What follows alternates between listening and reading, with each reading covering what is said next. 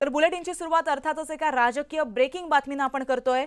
तर अजित पवार बारामतीतून निवडणूक लढणार अशी माहिती आता सूत्रांनी दिली आहे। न्यूज 18 लोकमतला सूत्रांनी याबाबत माहिती दिली आहे। एक मोठी अपडेट ही मानली जाईल। अजित पवार बारामतीतून निवडणूक लढणार असल्याची माहिती सूत्रांनी दिली आहे। न्यूज 18 लोकमतच्या सूत्रांनी ही माहिती दिली आहे।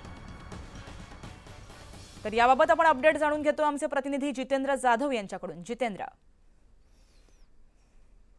गार्गे, आपण बघितलंय की राष्ट्रवादीमध्ये फूट पडल्यानंतर पवार विरुद्ध पवार लोकसभेची लढाई झाली होती आणि आता विधानसभेला नक्की लढाई कुणा बरोबर होणार आणि कुठला उमेदवार दिला जाणार या संदर्भात चर्चा होती। परंतु गेल्या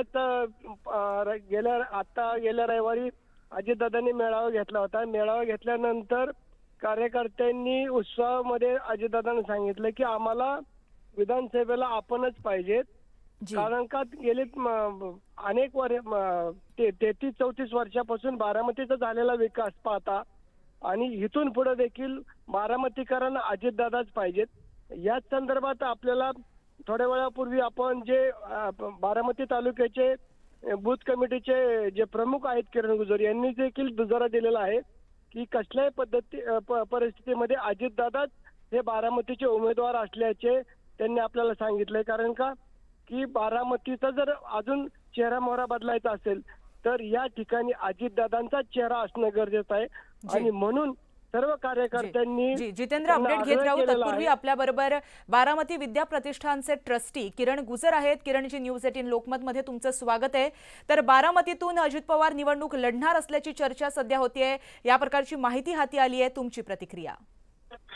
नमस्कार। बारामती बूथ कमिटी म्हणजे जवळजवळ बारामती विधानसभा मतदारसंघात 386 बूथ आहे। 117 गावांचा मी नुकताच दौरा पूर्ण केला। याच्यामधील 117 गावाच्या बूथ कमिटी आणि जवळजवळ 1 लाख नागरिकांच्या सह्यांचं निवेदन देऊन आम्ही अजितदादांना मागणी केली की आपण बारामतीमधूनच विधानसभेला उभं राहिलं पाहिजे। तुम्हाला बारामतीकरांच्या परस्पर स्वतः निर्णय घेता येणार नाही। आता तुमच्या बाबतचा निर्णय हा बारामतीकर घेणार आहे आणि बारामतीकरांचा निर्णय ठरलाय की बारामती विधानसभेसाठी अजितदादांनीच उभं राहिलं पाहिजे। हे बारामतीकरांचं त्यांच्यावर असणारं प्रेम, आपुलकी आणि कंपल्शन आहे।